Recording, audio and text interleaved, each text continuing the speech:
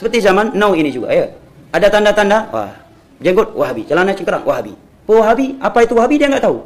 Wahabi betul dia aliran sesat. Kita harus yakin Wahabi adalah aliran yang sesat menyesatkan. Siapa tokohnya? Tokohnya bernama Abdul Wahab bin Abdurrahman bin Rustum. Wahabi ini muncul di akhir tahun 200 Hijriah di daerah Maroko. Yang pertama kali mengeluarkan fatwa tentang sesatnya Wahabi adalah seorang ulama Ahlus Sunnah wal Jamaah di Maroko pada tahun 400 Hijriah yang bernama Ali Al-Lukhami. Ali Al-Lukhami. Kenapa beliau mengeluarkan fatwa sesat tentang sekte Wahabi ini? Karena mereka memiliki beberapa prinsip. Yang pertama, mereka berpendapat bolehnya memberontak kepada penguasa yang sah dengan alasan dia tidak adil.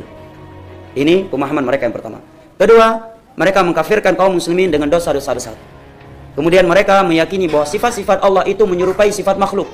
Tangannya Allah seperti tangannya makhluk, turunnya Allah seperti turunnya makhluk. Ya. Maka difatwakan sesat oleh Al-Imam Al-Lukhami pada tahun 400 Hijriah.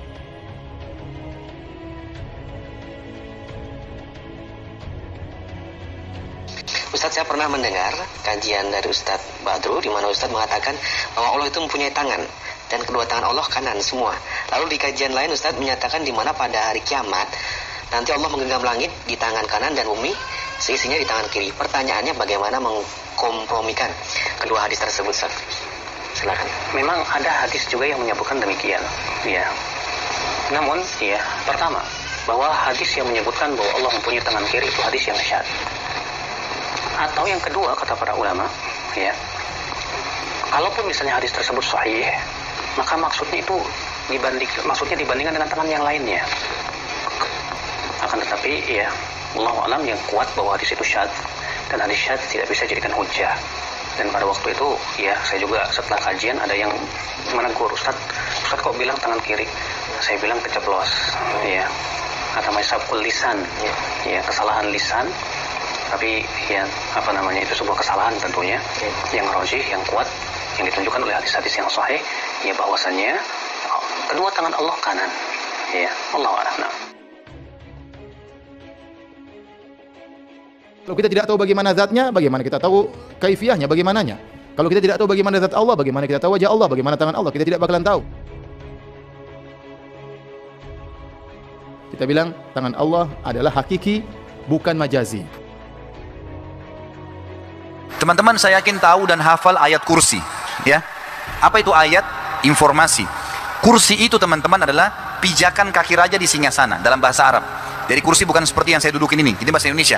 Kalau bahasa Arab teman-teman, kursi itu artinya pijakan kaki raja di singgasana. Ayat kursi berarti informasi tentang pijakan kakinya Allah di singgasana.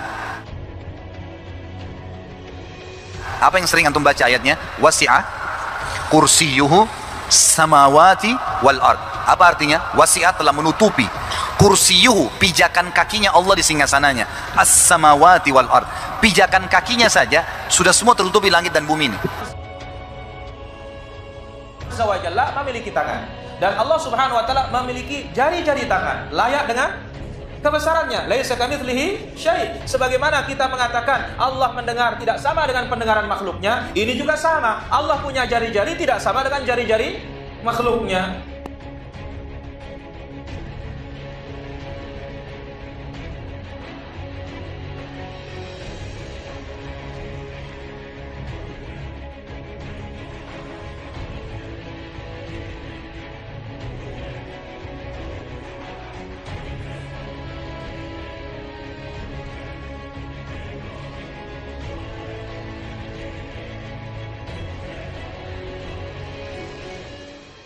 Anehnya fatwa sesat Wahabi ini diberikan kepada Syekh Muhammad bin Sulaiman bin Abdul Wahab yang muncul pada tahun 1200 Hijriah. Betapa jauh ya.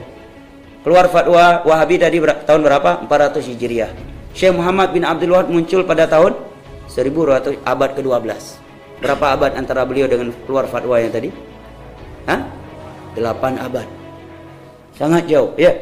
Inilah tatkala vonis di atas emosi dan bukan di atas ilmiah, semata-mata ya karena hamiyah, semangat dan fanatik buta. Nah,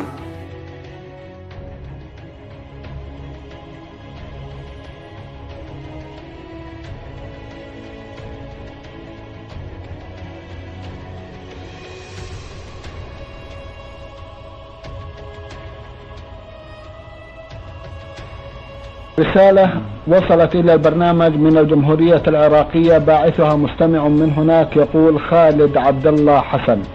الأخ خالد له جمع من الأسئلة، من بينها سؤال يقول: سمعت بالوهابية، فمن هم؟ الوهابية هم أتباع الشيخ الإمام محمد بن عبد الوهاب بن سليمان بن علي التميمي الحنبلي، المتوفى سنة 600 من الهجرة. كانت وفاته رحمه الله سنة 600 من الهجرة في الدرعية، وقبره معروف هناك.